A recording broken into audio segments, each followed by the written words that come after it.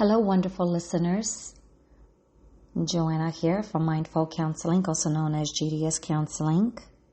I want to welcome you today to my podcast, and I also want to thank you for listening to my many different episodes focusing on mental health, curiosities, sort of everyday topics, issues, concerns, but also self-care. Now, I know I have not recorded in some time, but I wanted to take time to sit down today to take a few minutes, my kind of average 10 to 15 minute session for myself as well as you all, and focus on yet another episode on self-care, appreciation, gratitude, and all of those kind of like entangled together. And the reason being is because I feel like these are the episodes that you all seem to be listening to more, which also makes me think of how important it is in everyday life. I see it with my clients, I see it with my colleagues, I see it with myself, my loved ones. Now, I recently traveled and I got to explore just a different culture and, yes, stressors, jobs and careers and financial issues and you name it, it all exists. It doesn't matter where we travel to. Like, you know that saying, grass is always greener on the other end. However, one of the things that stood out was self-care and how does one take care of themselves on an everyday basis. Now, I'm not saying this doesn't exist here. What I'm saying is how important self-care is, to take time for yourself, to actually schedule it in your planner.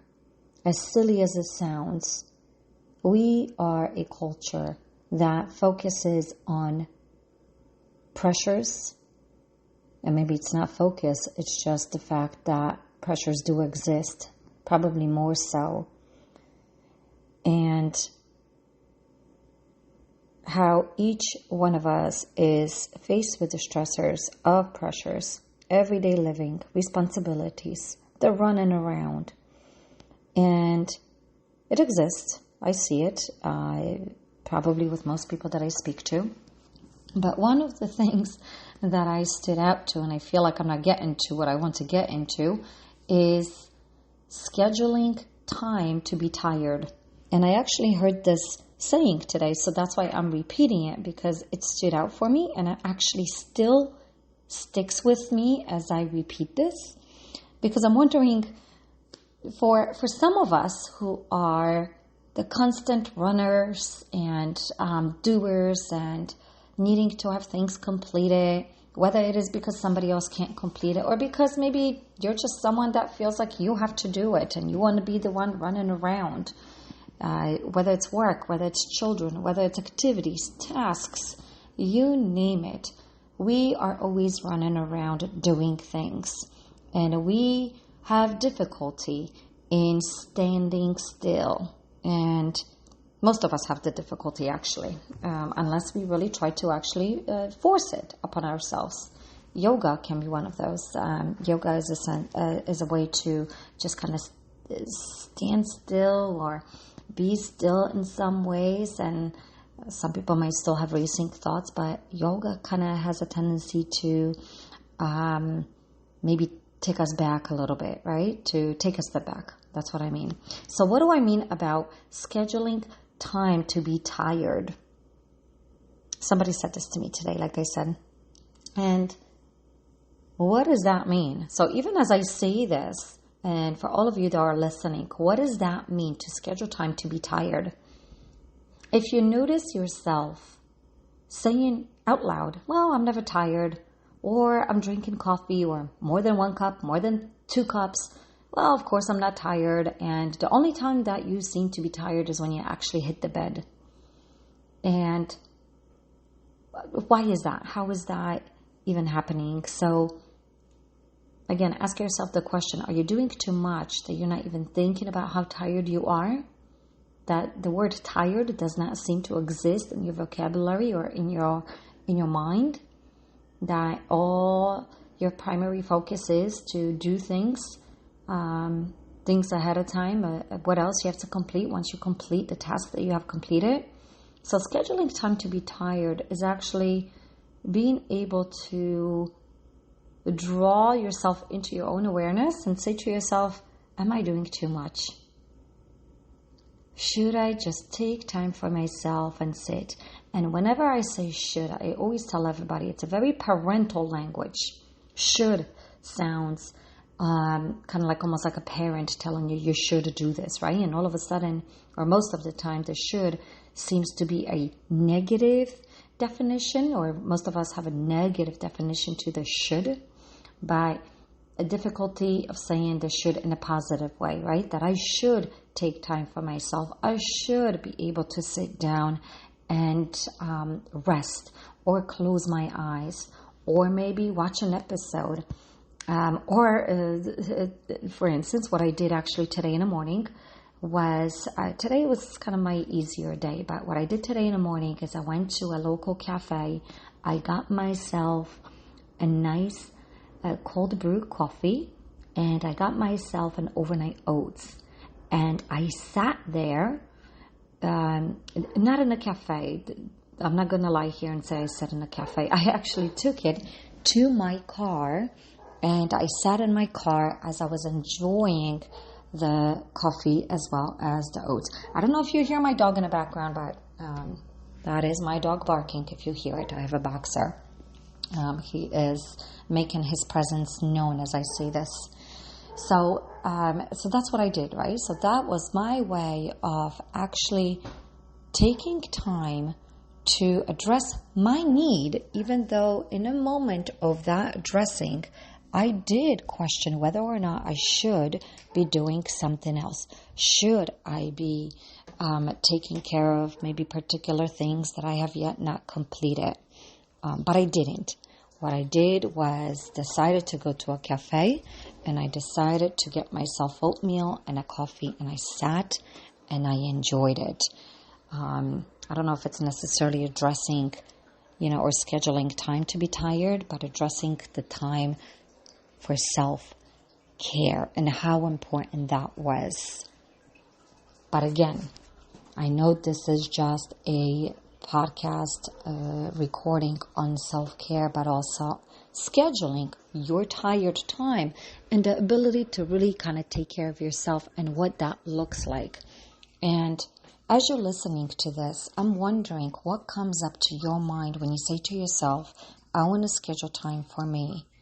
I want to schedule time to be tired. Can you allow yourself the time to be tired? And again, whatever that looks like, we automatically might have conclusions as to why I don't have time to be tired because I have many different things to do. And I'm not saying that is wrong. If we have to do them, we have to do them. What I'm saying is addressing your need, addressing your racing thoughts, and somewhere in that thought, putting a mindset into, I am going to take care of myself. I am going to schedule time to be tired. Because why not? So again, whether it is me traveling and seeing different cultures and how they take care of themselves, or how laid back maybe their lifestyles are, or maybe because they choose it, or maybe because it is the way they have grown up, or whatever the maybes are. We could have thousands of them. The goal is that I want you all to not just listen to this podcast because you're curious, but be curious on how you want to take care of yourself. What does your day look like from day one, from Monday to Sunday? Is it really based on running around? I know we're in September, so I'll throw kids into the picture. I'll throw work into the picture. Kids are back in school. whether it's little or big. Some of us might have different pressures when it comes to work. Some of us are going back to work, having a summer off. So what is it that you're going back to, and what does that schedule look like? Is it the children? Is it your schedule? Is it the many different activities that you and your children might be attending, which can be pretty huge when it comes to living. I'm in New Jersey, so I'm going to say New Jersey, but in the United States, I think we are looking to be busy. I think we're also looking to have our children busy for many different reasons. And that complicates things when it comes to taking time for yourself. Again, as a therapist, as a psychoanalyst, as a life coach, as a podcaster, I see a lot of these different things on a day-to-day basis, including myself.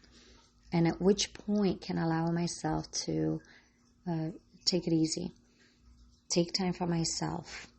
And I think one of those big moments comes maybe with some people when they're confronted with particular realities, when things happen in life. And again, I'm not going to name what they are, but whatever those things may be that confronts life in a sense of, okay, I really need to take care of myself. I can go to this cafe and have nice overnight oats or this nice coffee or nice tea and take a few minutes for myself. Or I can take time in between work or meetings and clients or paperwork to maybe sit back for 5 minutes, close your eyes, and put earbuds in, so that way maybe you're minimizing the sounds around you. Because it is very important to take time for yourself, to rest. Rest equals health, right? To take time for yourself means something good. So again, whether you want to join me by coming into my podcast and on Podbean or Google Podcasts or Alexa's, any other platform you want to join in, and maybe send me some comments, send me emails, send me messages through Instagram or Facebook. Most of those would not necessarily be as Mindful Counseling, but they would be as JDS Counseling. I know I put both names in here as both of them I implement in this podcast, but send me those comments, send me messages. I know as I see who's listening, it's not just the United States, it is people all around the world. And you let me know how you take care of yourself. Do you schedule time to be tired? Or do you actually address your moments of tiredness and take time for yourself? What do you do when you have 50 million things to do? Do you, again, schedule time for yourself? What does your day look like on a day-to-day when it comes to running around responsibilities, but also addressing your own needs? So, I hope you all found this podcast episode somewhat inspiring, curious. That's the main goal. And hopefully rewarding in some ways, where it is, whether you took the 13 or however many minutes to take time for yourself, to listen, your self-care, to be curious what the next time will be like when you take time for yourself. And be mindful of it. See what comes up. See how you're enjoying time to be tired, time for your self-care. Until next time, again, this is Joanna from Mindful Counseling. Be well.